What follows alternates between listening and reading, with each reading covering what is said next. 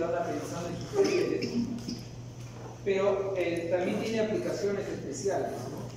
Hay especialidades que lo usan con fines muy prácticos, especialmente terapéuticos. Por ejemplo, los traumatólogos, ortopedistas en la pediatría usan mucho la antropometría especializada como la nemometría cuando hacen, por ejemplo, elongación de miembros, o cuando hacen, por ejemplo, porque ha habido algún traumatismo para poder nivelar un miembro u otro a través de injertos. Entonces se vale mucho de esto para poder hacer sus cálculos. La otra cosa es que la antropometría per se sola no califica nada. La antropometría tiene que ser aplicada a alguien y ese alguien es un individuo. Entonces la aplicación individual es importante. Y en esa implicación individual, la antropometría comienza a tener sus primeras dificultades porque los seres humanos no somos seres morfológicamente ideales para el cambio porque somos asimétricos, entonces somos distintos. Imagínense, por ejemplo, los brazos, las piernas, no tenemos una forma de poderlo medir uniformemente, entonces nos valemos de otros caracteres que nos ayudan, como son, por ejemplo, la medición de segmentos, la medición de perímetros, que ya nos ordenan un poco más esa medición antropométrica grosera de peso, talla, que normalmente usamos. Entonces aquí, por ejemplo, esta es una cosa de mi especialidad, pero por ejemplo ustedes pueden ver ahí dos pares de niños comparados de diferentes edades, y sin embargo pueden ver que las comparaciones antropométricas pueden semejarse en pacientes normales y otros con patología. Por ejemplo, en el lado izquierdo tienen a un niño normal de 2 años y a su lado un hipotiroideo de 8 años. Si bien la antropometría nos ha dado esas comparaciones, un niño sano y otro. Por lo tanto, la antropometría per se no da diagnóstico. Y acá, por ejemplo, un niño con deficiencia de hormona de crecimiento o enanismo y un niño con edad de 8 años completamente. Entonces, primera cosa, con antropometría no van a poder hacer un diagnóstico de nosología y de patología. Correcto, lo primero. Cuando la antropometría la apliquen al diagnóstico nutricional, lo que les haga es un acercamiento diagnóstico, no da diagnóstico per se. ¿Ok? Eso es lo primero que deben recordar. Los métodos más usados son dos: las observaciones transversales y las observaciones longitudinales. Todas esas prácticas que ustedes hacen en teoría y que hacen talleres y todo, son observaciones transversales. Entonces, las observaciones transversales, que significan una observación en un solo momento, o sea, pongamos un nombre. Melanie. ¿Por qué? Melanie. Por ejemplo, si tenemos a Melanie, la conocemos por primera vez, la pesamos, la tallamos, le medimos todos sus constantes antropométricas y la catalogamos como un diagnóstico, es de ese nivel, más no de lo que pudo haber sido desde la etapa anterior hasta ahora. Entonces, las observaciones transversales, quiere decir un solo momento, no califican a nada, pero sí ayudan mucho desde el punto de vista poblacional, del tamizaje. Si ustedes todos fueran niños, todos fueran de edad pediátrica, si yo tengo que valorar y comienzo a valorar uno por uno, se me va a hacer casi imposible poderlo hacer.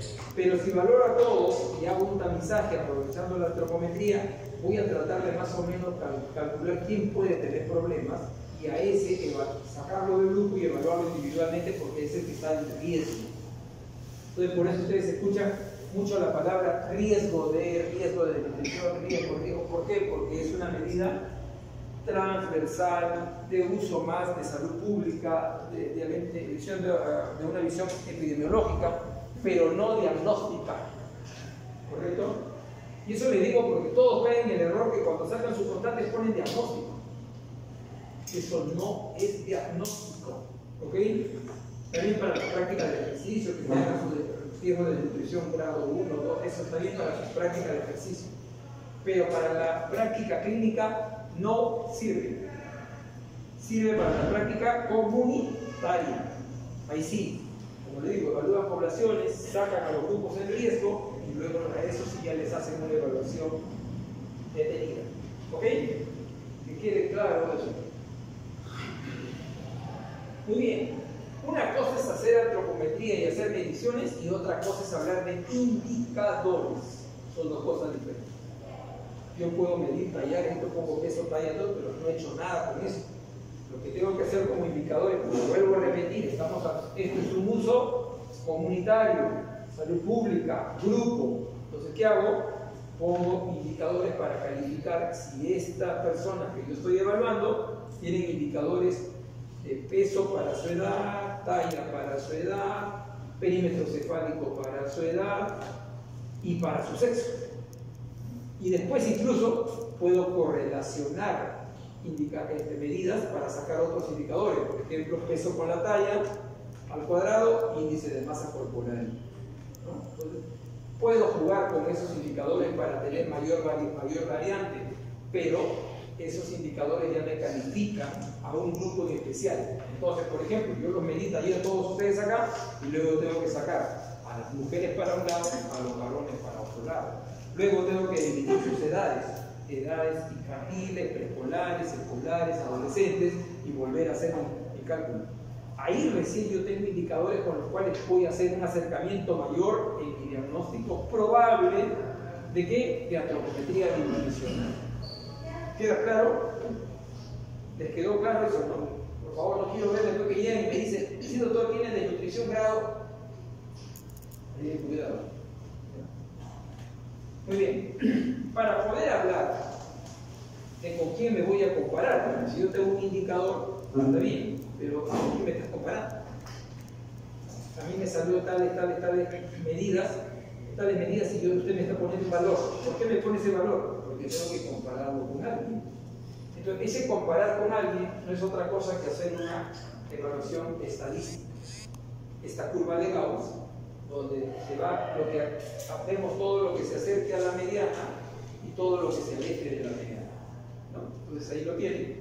Y entonces por acuerdos internacionales se ha dicho que para considerar normalidad, entre comillas, estadística, se va a considerar todo aquello que está entre más y menos 2 desviaciones estándar. Y eso ya es un acuerdo. Entonces, todo aquello que esté entre más y menos 2 desviaciones estándar será normalidad estadística. ¿No? Doctor, disculpe, no entendí, o sea, ¿dónde están más 2, más 3? Lo que más se aleja de la media es más o menos desviaciones estándar. 0 es no desviación estándar, quiere decir donde está la mayoría de elementos que estemos evaluando, sea persona, sea lo que fuera. Esto solamente es estadística. Esta es la curva de Gauss, la que les ha salvado la vida para entrar a estudiar. Porque puedes tener 11, pero si todos tienen 12, entras. Pero si todos tienen 20, estás fuera. ¿No? Entonces, es la curva estadística. ¿Y qué valores mencionaron para que estén 2, 3? Más menos 2. Más menos. Ok. Este ya es un grado extremo de los que son menos 3 desviaciones estándar y que se usa solamente para la talla, que son los enanos. Y después lo vamos a dar cuenta porque hemos usado el ejemplo de la talla. Ahora, ¿cuáles son las limitaciones de estas curvas de crecimiento? Sea que usamos desviaciones estándar, sea que usemos también percentiles. Porque los percentiles son de mejor uso que las desviaciones estándar. Yo les voy a decir por qué. Pero se usan ambas. Porque yo estoy metiendo en ese grado de normalidad a lo que a mí estadísticamente me dice. Pero eso no necesariamente quiere decir que los que están alejados de más 2 desviaciones por los que están de menos 2 tienen que ser anormales. Podrán ser anormales estadísticos, pero clínicamente pueden ser completamente normales. Entonces por eso se dice que hay un 5% de personas que por más que estén fuera de eso son completamente normales. O sea, no califican. El menos 1, por ejemplo, menos 2 sería riesgo. Es que vuelvo a la palabrita. cabeza riesgo. ¿Por qué? ¿Por qué riesgo?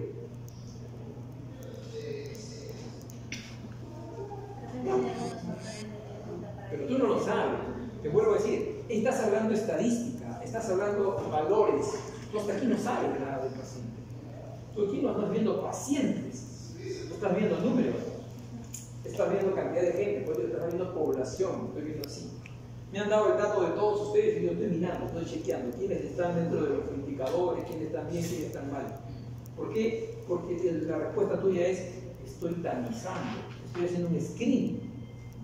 Estoy sacando todo lo que se va acercando a -2, para mí riesgo. Todo lo que se va acercando a +2, para mí riesgo. Cuando ya supera, ya no es riesgo.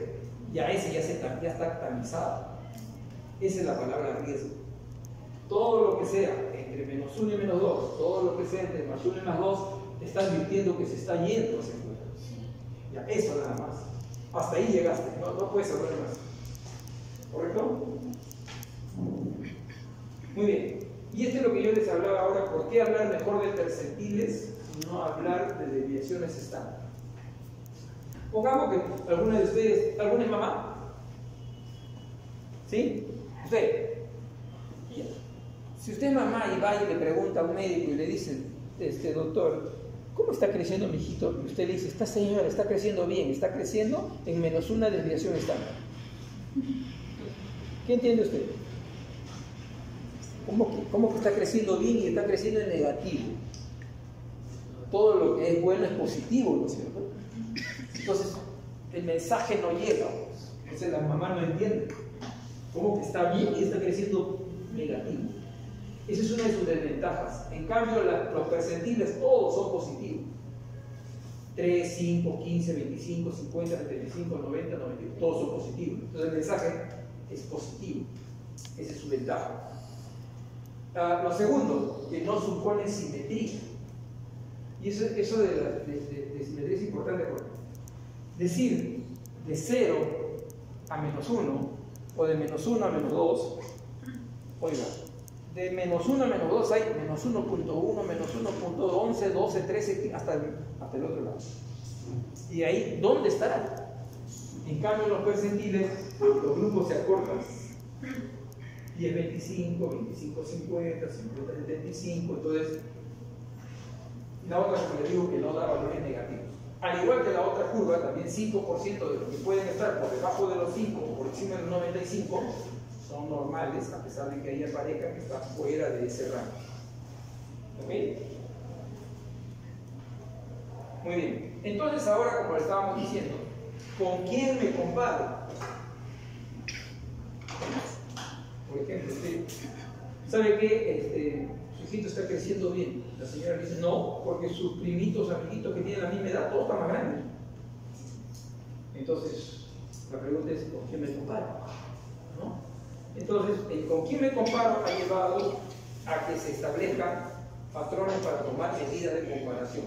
Esos patrones de medida de comparación, el mayor gran esfuerzo se hizo con esto, con las curvas de crecimiento estándar desarrolladas por la OMS, que son hasta ahorita las mejor trabajadas para niños hasta 5 años.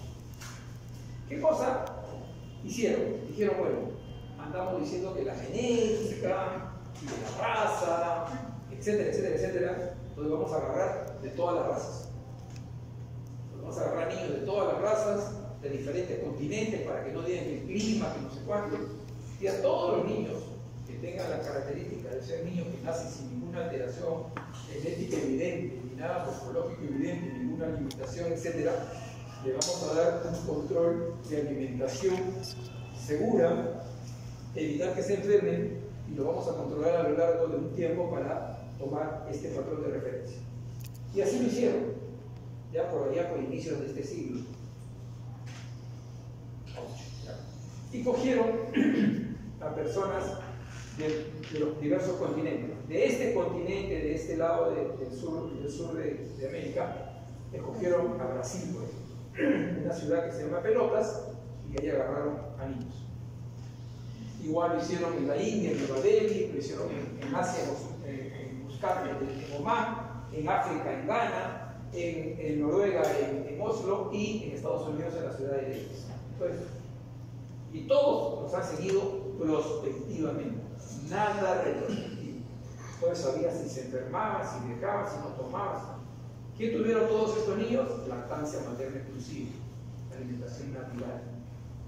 Todos iniciaron alimentación complementaria a los 6 meses, vigilados, a todos se les dio sus suplementos nutricionales para evitar anemia y otras enfermedades.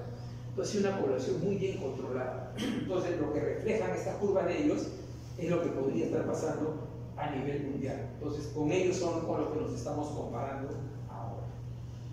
¿Sí? Muy bien. La otra cosa que tienen que tener en cuenta es que a la hora de desarrollar curvas, hay curvas y curvas. Porque el ser humano, ya le dije, el ser humano no es que crece así. No. Picos, caídas, subidas. Y en todo eso se calcula un promedio y salen estas curvas logarítmicas que son las curvas de crecimiento. Entonces, tener en cuenta eso también. Esto es importante para que tengan en cuenta también cómo yo puedo extrapolar el crecimiento del niño hasta su talla final. Es un cálculo tomando la talla de los padres. Se supone que si yo soy hijo de 2 personas, tengo su carga genética. Y si tengo su carga genética me está dando mi potencial de talla. Entonces voy a tomar la talla del padre, la talla de la madre, voy a aplicar esta fórmula y me va a dar, igual que como con todas las cuestiones matemáticas, desviaciones estándar.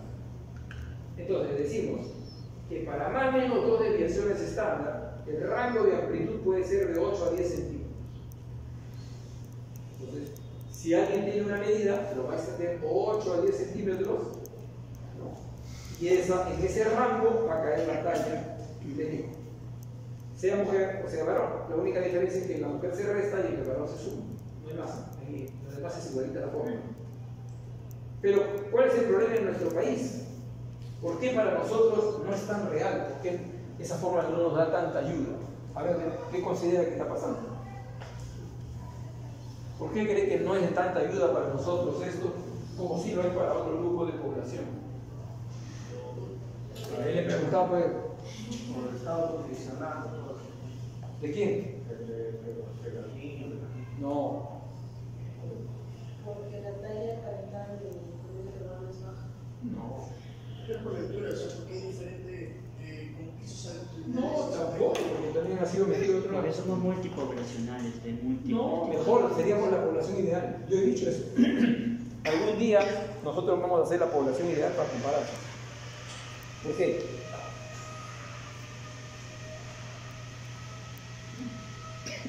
¿Nadie? ¿De quién? No, el niño, ¿pero qué pasa al niño? No, de papá de la mamá, porque ellos les afecta eso. Fuerte. O sea, como dice él, ¿no? Si tiene alguna enfermedad de papá o de mamá, también le aplicaría, porque la fórmula va a depender de ellos. ¿No? Claro, y esa enfermedad se ha llamado en nuestro país desnutrición crónica. Nuestro país se ha caracterizado por tener altos niveles de desnutrición crónica infantil. Entonces, esos padres definitivamente pueden no haber alcanzado su talla ideal porque han sido desnutridos, por lo tanto no reflejan. Y eso es lo que pasa porque a veces algunas personas dicen: mire mi vecino, 2 enanos y su hijo grandes. Yo y mi esposa, nosotros también, y somos más altos que él, hijo, no crece nada. Este grupo puede ser genético y el otro puede ser nutricional. Los padres fueron desnutridos crónicos, se quedaron chiquitos. Los niños han tenido mejores condiciones de vida y han alcanzado el mejor potencial de talla. Por eso es que no nos sirve. Y por eso es que una de las condiciones que se toman cuando hicieron, por ejemplo, la curva de crecimiento en los Estados Unidos, era que lo podían hacer ¿por qué? Porque su desnutrición de ellos alcanzaba menos del 10% por más de 50 años. O sea, la afección era poca poblacional que no afectaba a todo el grupo. En cambio, acá nosotros nuestros niveles de desnutrición crónica han ido a niveles de 30, 35. Después ahora incluso que ya vamos a llegar, hemos vuelto a subir, estamos casi 13% de nuevo. Entonces, cuando nosotros tengamos 50 años de nuestra población con desnutrición crónica por debajo del 10%, vamos a poder decir que esa población para nosotros es una población ideal. Y nosotros veríamos una población ideal porque en este país el que no tiene de Inca tiene de Mandinga, o sea, tenemos genética combinada como nadie. Entonces, lo que ya está teniendo Estados Unidos ahora también. Entonces, por eso sus curvas de Estados Unidos también están variando. porque con esa mezcla que ha habido componentes totalmente distintos. Entonces, por eso es que esta curva para nosotros tiene esta fórmula para nosotros tiene esa limitante, que los padres pueden tener una talla afectada por el estudio de proteína. Pero, por ejemplo, eso de hoy, que lo había mencionado, eso también es equidal. Entonces, nuestra población tampoco no cumple con eso, siempre de ese gráfico siempre vamos a estar abajo. Y el que estemos abajo no es culpa de ellos, porque es culpa de nosotros que no estamos alimentando bien a nuestros niños. O sea, aquí no nos comparemos con los que están bien, comparémoslo con los no, porque tienes que compararte con lo que está bien. No te puedes comparar con lo que está mal. Doctor, solo me sale un valor más o menos entero y de ahí no puede exigirse que suba más o crezca más. Ya no puedo hacer algo para que crezca más. No, tú estás teniendo un rango. Tienes esa talla que da un promedio y ahí tienes un rango. En ese rango te vas a ubicar si es que estás dentro de ese rango, nada más. Que crezca más, crezca menos, es otro asunto. Ahí simplemente te dice, ese es tu talla objetivo. Tú deberías alcanzar esa talla. Que la alcances o no ya depende de la historia ahí sí del niño. Pero más quisiera que crezca más de uno después. ¿Cómo sabes? Te vuelvo a decir. Si los padres han tenido limitantes, por supuesto que vas a hacer más. No, sin limitante. Sin limitante, lo más probable es que no puedas superar ese techo, porque lo genético de la talla es como el genético de color de tu ojo. Si saliste de color negro, te podrás poner lente de contacto, pero sigue siendo negro. Igual la talla, tiene un doble, no es que quiero ser más grande, eso no existe. Pero decir cuál es mi talla genética más alta, que es bien difícil de precisar. Ya, esta es una mnemotecnia. ¿Qué significa mnemotecnia? No se pase, pero cada rato que tengo que ver para las personas tengo que cuidarla para decirles si está bien o está mal. Lo puedes hacer, pero a veces en la práctica no se ve bien que el doctor esté agarrando un texto para contestarle a alguien si está bien o no su crecimiento. Entonces eso te ayuda mucho. Esta mnemotecnia te dice, por ejemplo, que si tú tienes un peso al nacer X, lo vas a ese peso, lo vas a multiplicar por 2 y le vas a sumar 8.5 y te va a dar más o menos el peso que esperas en un niño entre 2 a 6 años. Y durante el primer año, te dice que va a multiplicar su peso a los 5 meses, lo va a triplicar al año y lo va a cuadruplicar a los 2 años. Entonces, como la mayoría de mamás en las primeras edades se acuerdan cuánto pesó su hijito, señora, ¿cuánto pesó? 3 kilos. Ah, ya, entonces más o menos a los 5 meses va a estar 12 kilos, más o menos a 9 kilos al año y más o menos 12 kilos a los 2 años. Ya tienes una referencia. A eso se llama la mnemotecnia. ¿Ok? Eso se lo voy a pasar, lo pueden repasar y les va a servir para cuando quieran dar respuestas rápidas. Bueno, acá es donde quiero llegar porque ya les hablé de la parte transversal, epidemiológica. Es más, ustedes están que entrenan porque la doctora Valdivia les hace las fórmulas y que calculen que de nutrido 1, 2, 3, riesgo de nutrición, riesgo de sobrepeso. Perfecto, le va a ser entrenado para comunidad va a estar. Perfecto, eso no lo dejen porque cuando vayan al CEDUM y tengan que hacer sus primeras evaluaciones no se van a echar a todas las casas a pesar a todo el mundo, ¿no? Van a tener data y se evalúan la data y con la data pueden trabajar. Perfecto, hasta ahí no problema. Pero ahora sí vamos a lo que nos interesa, clínica de pediatría. Ya no vamos a hablar de la mancha, vamos a hablar del individuo. ¿Cómo es tu nombre? Milagros. Milagros. André, doctor. André. Milagros, André y mire, van a tener un patrón distinto de crecimiento. ¿Correcto? ¿Cómo habrá sido su crecimiento? De repente acá él fue prematuro, ella fue restado del crecimiento, restricción del crecimiento intrauterino, ella fue grande para la edad gestacional, sabe Dios. Hasta ahí lo sabíamos. Entonces, ahora sí, cuando hacemos una evaluación individual, estos son dos factores importantes a tener en cuenta. Lo primero, velocidad de crecimiento. Y lo segundo, lo que es recuperación de crecimiento. Ya que sí, el primero, el concepto de velocidad de crecimiento es más útil en crecimiento longitudinal, en estatura. Ahí es donde es más importante. El segundo, en peso.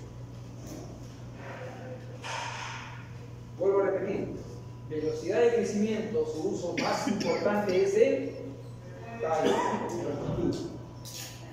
El de recuperación o catch-up de crecimiento es más útil y más de mayor importancia ahí, es Primero, ¿qué cosa es eso? La curva de velocidad de crecimiento. ¿Correcto? ¿Qué es lo llamativo de esa curva? Esto.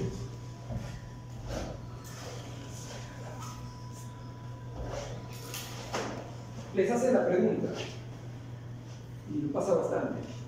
El crecimiento potencial del ser humano después del nacimiento se da en. Todos contestan la cara. No. El potencial positivo de crecimiento en la vida postnatal es la pubertad. Es el único momento que se hace positiva la curva. Durante la pubertad. Después la curva siempre es negativa. Oiga, doctor, pero el lactante crece 25 centímetros y el adolescente lo más que crece 10. Un ratito. Crece 25 centímetros, pero venía creciendo a más velocidad de la vida intrauterina. Ha seguido descendiendo. Por eso la curva es descendente. ¿Ok? No se olviden. Varias veces lo preguntan en los exámenes de y todo hay que poner a su lactante. Y esto es, como les digo, generalmente para el peso, la recuperación del peso. ¿Qué es lo que pasa? La mayoría de niños son afectados por problemas infecciosos, respiratorios, digestivos, procesos virales, lo que fuera. Y entonces su peso es lo primero que cae. ¿Por qué? Porque es una afección aguda. Cae el peso, pasa el proceso, recupera su peso. Entonces, el catch-up se ve. Pero también el catch-up se ve en talla. Pero ya se ve en pacientes, por ejemplo, que tienen hospitalizaciones prolongadas, enfermedades de largo tiempo, desnutridos que después recuperan cuando los vuelven a alimentar. Sí se ve, ¿no? Pero donde más se observa seguido es el peso cuando los chicos tienen problemas infectocontagiosos. Y es siempre indispensable hacer catch-up, o sea, recuperar crecimiento, hablando de peso, recuerden. No, porque ¿qué es lo que ha pasado? Y hasta ahora todavía el pobre neonato, porque pasa más con el neonato, nace con un peso bajo, o sea, pequeño para su edad estacional. Y entonces, cuando empieza el trabajo, ¿qué empieza? Hay que recuperar el peso, pero nunca se fija en la talla. Entonces, mientras que la talla está teniendo su patrón permanente y lento, el peso lo están elevando para llegar al peso ideal de esa edad. Y en eso, ¿qué cosa hacen? Hacen una ruptura homeostática metabólica. Y al hacer esa ruptura homeostática metabólica, lo que causan es que en la vida futura tengan obesos, resistentes a la insulina, enfermedades cardiovasculares, etc. Todo eso ya se ha estudiado a comienzos de este siglo y fines del siglo pasado, y cada vez hay más evidencias. Entonces, el gran error es mirar el peso. Y aprovecho este paréntesis para justamente hablar de eso. El peso es el principal indicador cuando evaluamos. ¿Cuál es el principal indicador? La talla. Entonces, siempre que empecemos a valorar, lo primero que vamos a mirar es la longitud o talla. Lo primero. Longitud generalmente en niños menores de 2 años, talla en mayores de 2 años. Una vez que miramos eso, acoplamos peso. ¿Por qué? Porque el peso depende del tamaño. A más tamaño, peso. A menos tamaño, menos peso. ¿Correcto? No al revés. Entonces, no quiero que escuchamos por ahí que agarran las tablas y dicen, sí, doctor, su peso está bien, su talla sí no está bien, su perímetro cefálico está más o menos. ¿Qué es eso? O sea, no pueden partir al paciente. Ustedes no están valorando pedacito por pedacito, no estoy evaluando el conjunto de ese paciente. Entonces, primero la longitud, porque la longitud es largo tiempo, cambio a largo tiempo. El peso es un cambio relacionado a la talla, pero puede ser cambios agudos, en positivo o negativo. Y el perímetro cefálico es permanente, hasta que alcanza su máximo y se estabiliza. Entonces, no se olvide, talla, ¿ok? Ahora, la otra aplicación clínica es esta. Cuando un niño, por enfermedad, que lo lleve a desnutrición en forma indirecta o por falta de sustrato, que no haya para comer, se ve afectado, este es el orden en que se alteran las condiciones desde el momento en el infante. Primero, pierde actividad, hipoactividad. Por eso, niño que no friega, niño que está enfermo. Los niños friegan, son activos, no pueden estar quietos, porque es su naturaleza, es su actividad, es su crecimiento. Si el niño deja de hacer actividad es porque está ahorrando, no quiere gastar, el cuerpo le llama a disminuir. Por eso a veces la mamá lo traen a la consulta y le dicen, señor, ¿y por qué lo trae? Lo traigo porque está raro.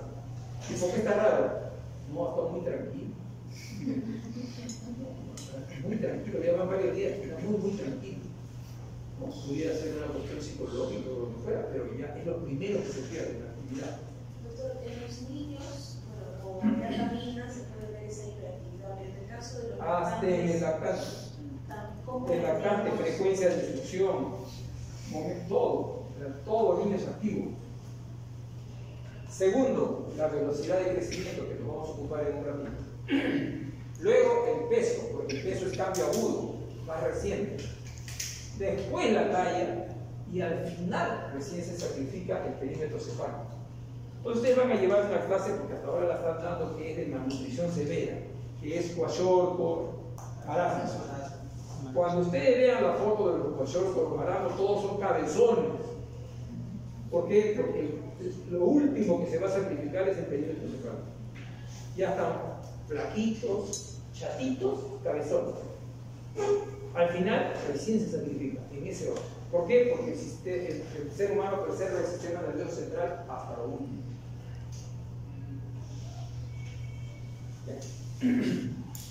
Vamos entre canal y velocidad de crecimiento. Los dos dicen lo mismo, solo que uno lo hace numérico y el otro lo hace gráfico.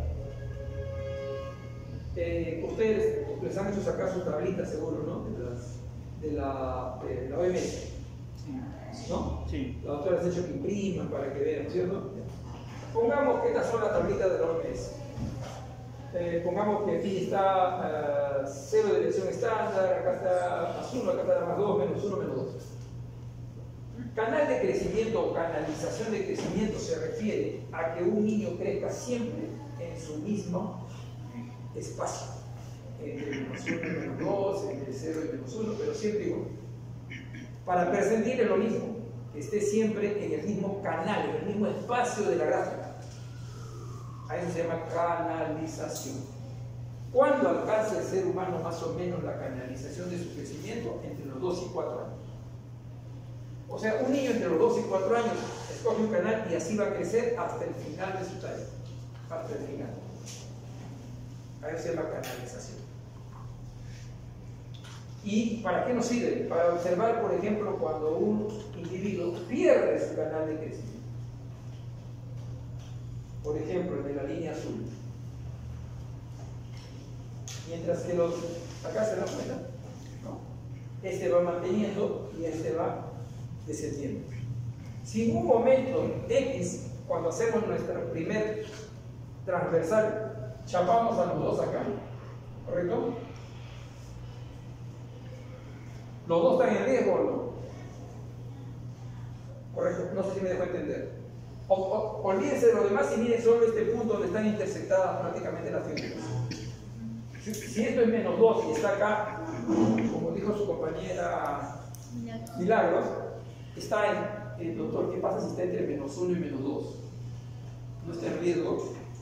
¿No? Ustedes en su práctica todo este paciente lo calificarían como riesgo.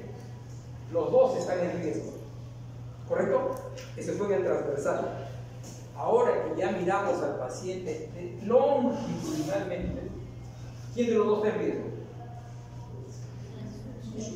¿Quién? El azul, pues no, porque el azul es el que ha venido en descenso.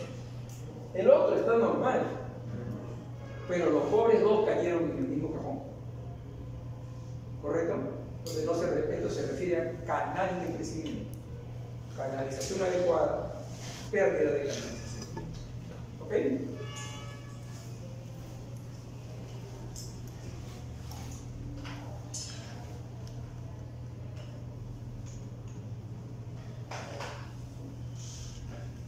Velocidad de crecimiento ya se refiere a la observación en el tiempo. Normalmente, yo digo, voy a ver cuánto estoy creciendo desde este punto hasta ese otro punto. Doctor, ¿cuáles son esos puntos? ¿Cuánto tiempo yo tengo que observar para hacer ese cálculo? Idealmente en promedio 6 meses. ¿Ok?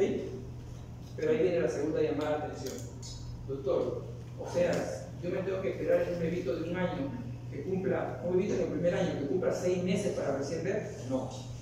La excepción está en los 2 primeros años de vida. Los 2 primeros años de vida corresponden a los famosos 1000 primeros días del ser humano. Entonces ahí el tiempo mínimo de observación promedio es 3 meses. Y en los niños recién nacidos durante los primeros 3 meses, cada mes. Así de importante. Luego de los 2 años, para poder expresar 6 meses de observación. ¿Ok? Entonces yo digo, por ejemplo, ¿cómo es tu nombre? ¿Ah? Rey. Este es un nombre trampa, bueno, Rey. Entonces póngase que alucinen que tiene 4 años. Ah, de acuerdo. Entonces pónganse que tiene 4 años. ¿Okay? Y entonces yo quiero ver cómo es su crecimiento de él durante este tiempo. Entonces voy a decir, tiene 4 años, 6 meses de observación. Entonces viene a los 4 años y viene preocupado porque está creciendo poco. Entonces, a los 4 años normalmente un niño mide 1 metro. Esa es la famosa mnemotecnia que les hablaba. Yo ya me la sé porque soy 1 metro. Y paréntesis, por eso es que a los niños les dicen que tengo 1 metro para que entre a los juegos. Ah, porque tiene 4 años. Sí, porque un niño a los 4 años ya tiene capacidades motoras suficientes para poder desenvolverse y no causarse accidentes. Entonces no es que le piden 1 metro por saber esto, sino 1 metro por que calculan que ya tiene esa edad y esa capacidad psicomotriz. Pero acá él viene y dice, doctor, mi mamá lo trae y dice, ¿sabe qué? Rey debería tener 1 metro, doctor, y tiene 95 centímetros. Entonces usted dice, bueno señora, usted no la veo muy alta, a su papá, bueno, papá nunca sabemos, porque papá solo sabe la mamá, entonces puede ser que por ahí haya algo. Bueno, observemos. ¿Cuánto debería tener de aquí en 6 meses Rey para decir yo que tiene un crecimiento adecuado? A ver, miramos. No mires ahí, mira tu cabeza. Tranquilo, relájate, está empezando. No, estamos 95 centímetros. Pero la pregunta es, ¿cuántos centímetros esperarías tú de aquí en 6 meses que crezca Rey para que tú me digas, sí, está creciendo bien, no se preocupe?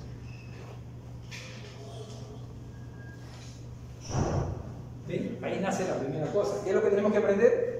¿Cuál es la velocidad de crecimiento normal en los diferentes años de la vida o etapas de la vida? Eso es lo primero que hay que aprender. ¿Okay? Normalmente, en un preescolar de 4 años, la velocidad de crecimiento va entre 5 y 7 centímetros por año.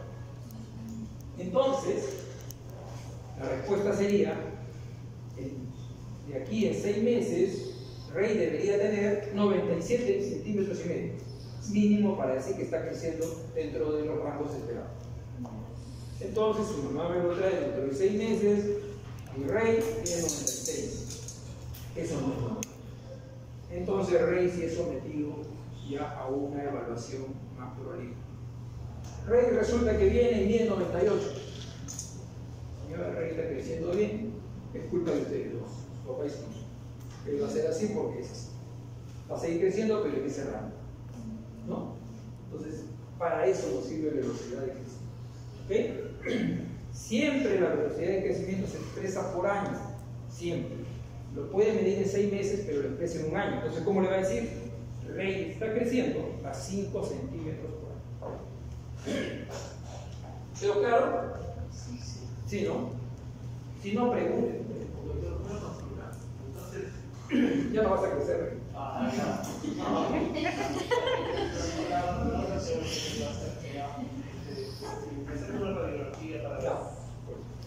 Ya estamos yendo a la evaluación.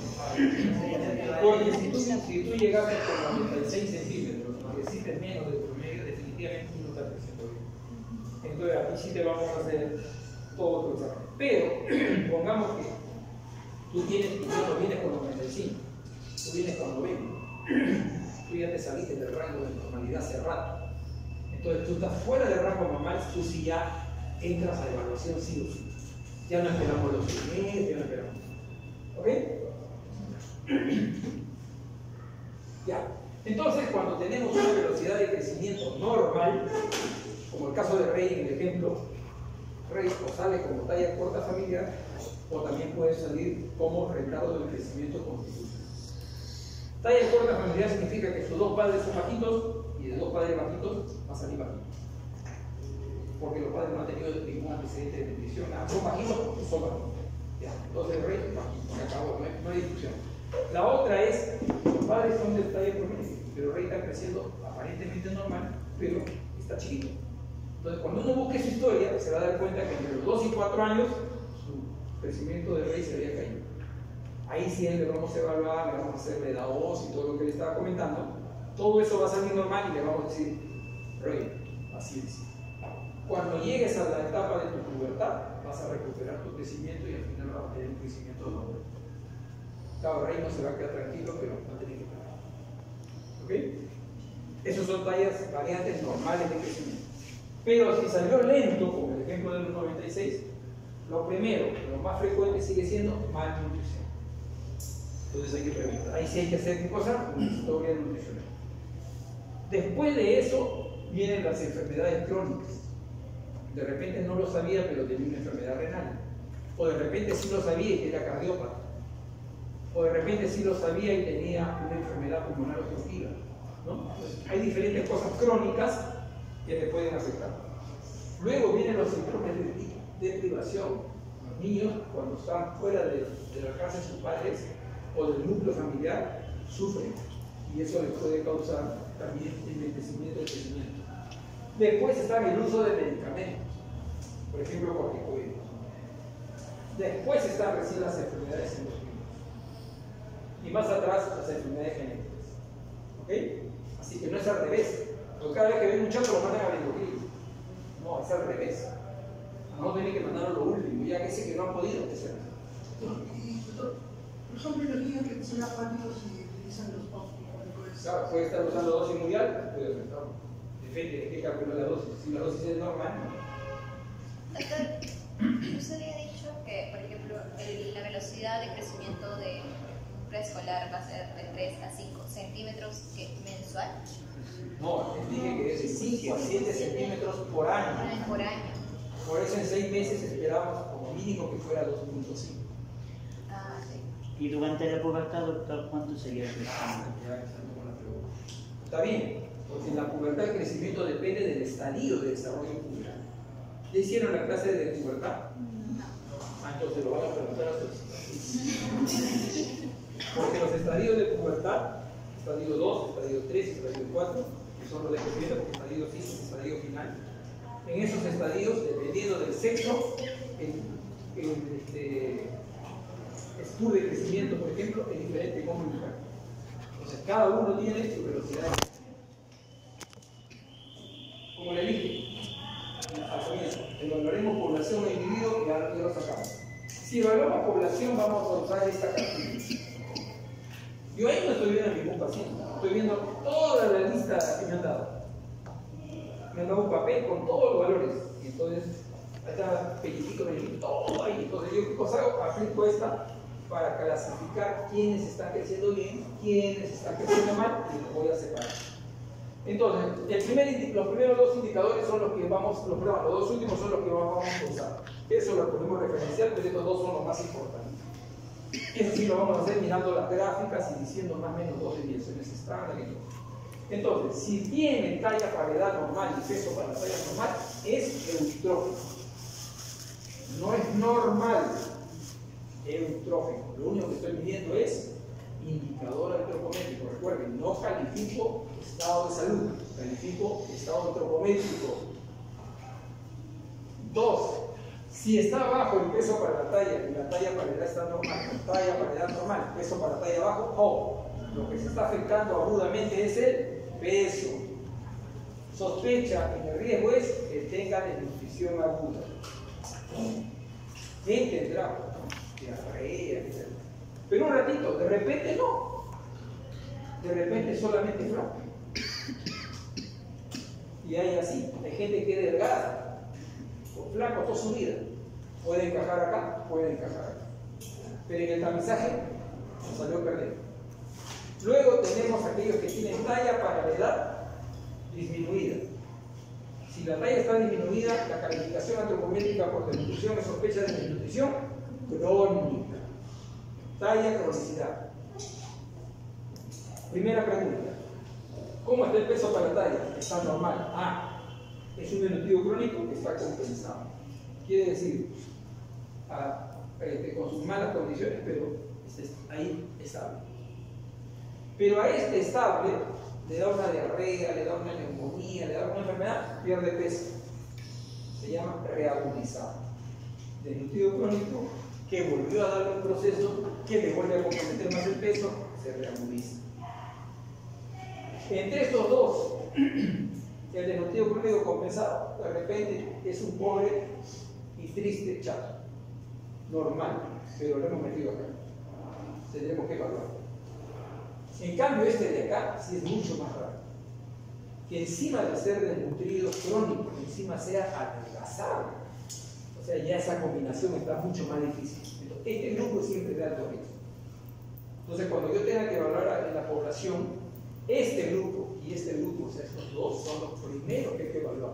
Porque los que tienen pérdida de presión aguda son los que tienen alto grado de mortalidad aguda, rápida.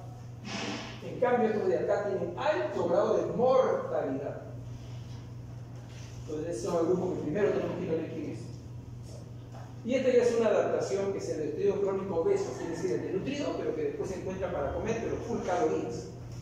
Entonces se engorda, pero sigue siendo desnutrido. Y el obeso típico es el que sí tiene buena talla, pero tiene peso para la talla A. Es el que tiene para comer y come en exceso. Muchas calorías. Pero todo esto lo que hemos hecho es sin ver paciente, vuelvo a repetir. Ha sido un corte numérico. Hemos mirado los números, hemos tamizado. Ahí vamos a rescatar quién es el que puede estar en el. Bueno, ese es la curva de desnutrición efectiva, ya se lo mencioné. Y este es el ejemplo que quiero que vean. Más o menos lo que ya habíamos hecho.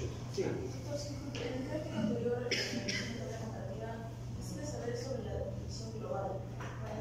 Solamente habla de eso. La definición global es un término que se usó por allá por los años 60, 70 en el Hospital de México, Federico Gómez. Él dijo, tengo que hacer una evaluación de niños así cantidad, porque ya tenían desnutrición como locos. Entonces lo que se interesaba es lo que se le puede morir rápido. Entonces agarró y a todo lo único que hacía era medir el peso. Todo aquel que lo puso por grado 1, grado 2, grado 3. Entonces todos aquellos que tenían que perder peso los clasificó como desnutrición global. Pero no hizo más. Todo lo que según esa curva, ¿cómo está este niño?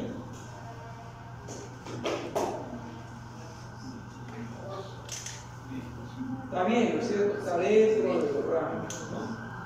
Está dentro de las más o menos 2 desviaciones. ¿Y ahora?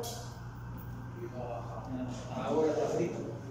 Entonces, este paciente no debió ser identificado acá, debió ser identificado acá. Ese es el gran problema que seguimos teniendo hasta ahora. Que lo personal de salud que tenemos en la atención comunitaria no ve eso. Mientras que esté entre los dos y así esté bajando, no está bien. O sea, tiene que pasar abajo, o tiene que irse por arriba para recién llamar la atención. Porque no hacen esa evaluación, miran el numerito. ¿No? A veces ni lo grafican. Doctor, y con respecto a esa curva, el último rojito, su plan o para adelantar la curva sería pues siguiendo pues este canal o tiene que regresar a su canal original. Por eso veremos qué pasa. Porque yo puedo hacer el flat shaft grado y recuperarlo. Pero pueda que lo que le está causando sea tan serio que no permita volverse. Va a depender de ese paciente. ahora este sí está fregado, ¿no es cierto? Ya está que se escapa de la gráfica. Ese lo marcamos al toque. Y ahora, claro, yo puedo ver siempre la curva. Está yéndole bien. Y a ese lo resuelve. Señora, que no le debe comer, que no necesito para acá, que tiene que darle la leche no sé cuánto por ahí. ¿Por qué? Porque no cerra la curva. Lo que recuerden, esto es lo individual. En cambio, esta es la curva de una restricción de crecimiento intrauterino. Nace chato, sigue chato y terminará chato. Porque vino genéticamente así. Por ejemplo, los pigmeos. Si un pigmeo, o sea, dos pigmeos, tienen un hijo y el pigmeo sale de talla normal, hay que sospechar de la pigmeo. Porque algo ha pasado. Eso no puede ocurrir. Eso es genético. Es como los ashaños, los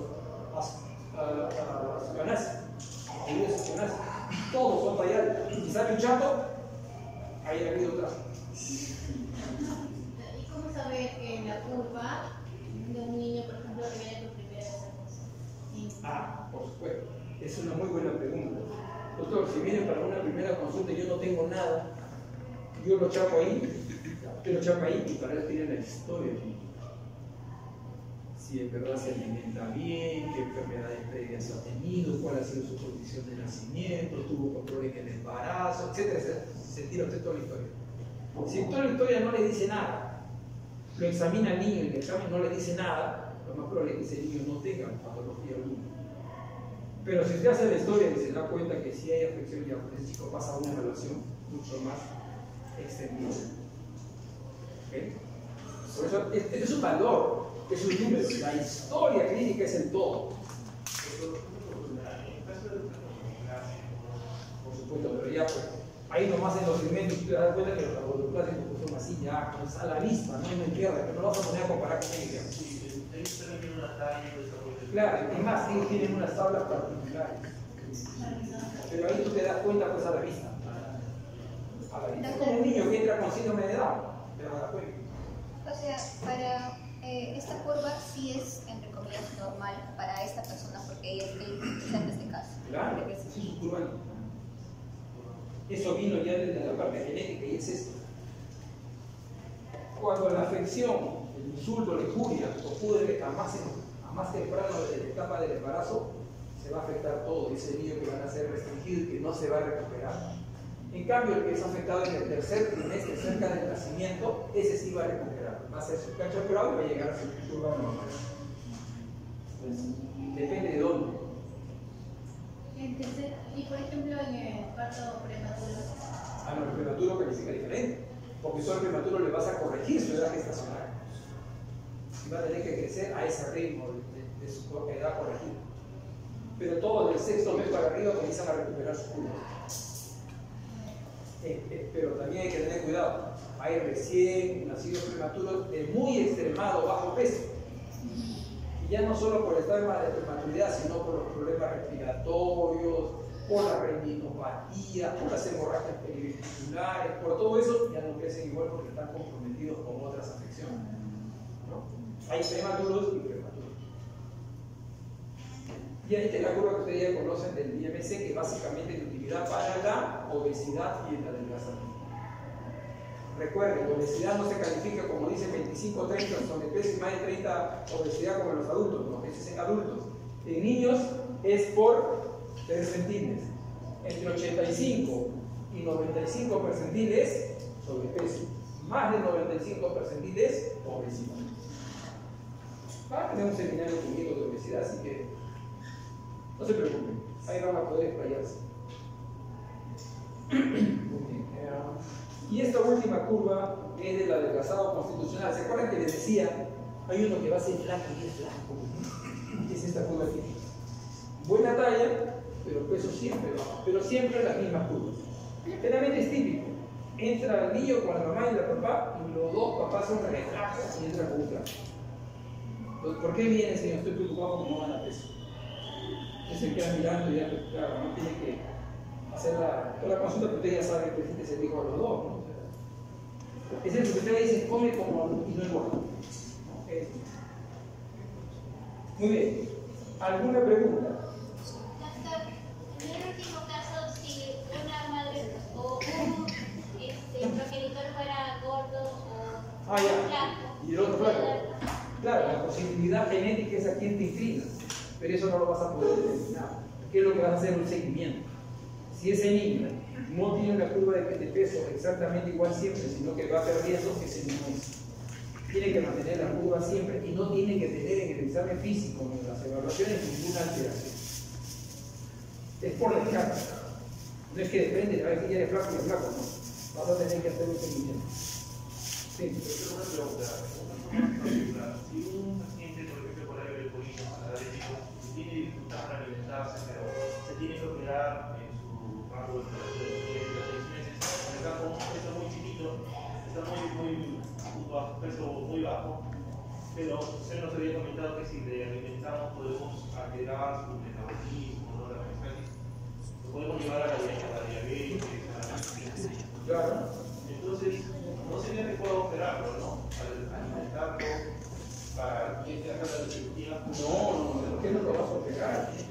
Hay una malformación, hay algo que lo está alterando, hay una especie de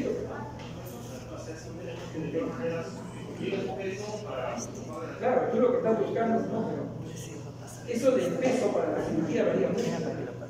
Ahora ya hay niños que los operan no solamente siempre el peso, sino en la cirugía.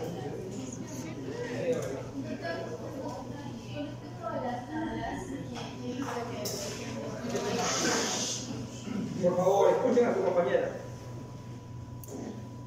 Con respecto a las tablas, he visto que, por ejemplo, hay peso para talla para edad, pero un peso para talla no hay. Entonces, Sí, hay. calculan con índice de masa corporal. No, hay peso para tal, por supuesto.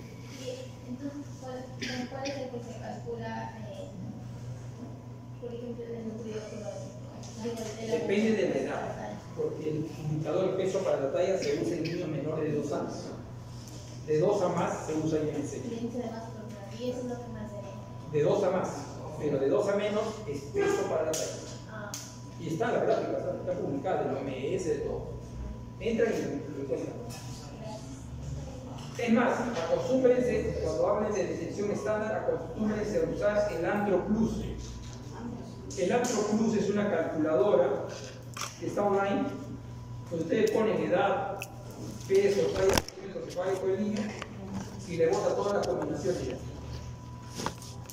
Ahí le salen desviaciones estándar, para que no digan de entre 0 más 1, no, ahí le va a salir 0.57. ¿Quién es el delegado? Envíenme un correo institucional para yo ahí enviarle la clase. ¿Okay? Les pasa lista con muchachos y le avisa por favor al personal que ya estamos dejando apagado, para que ustedes no lo paguen.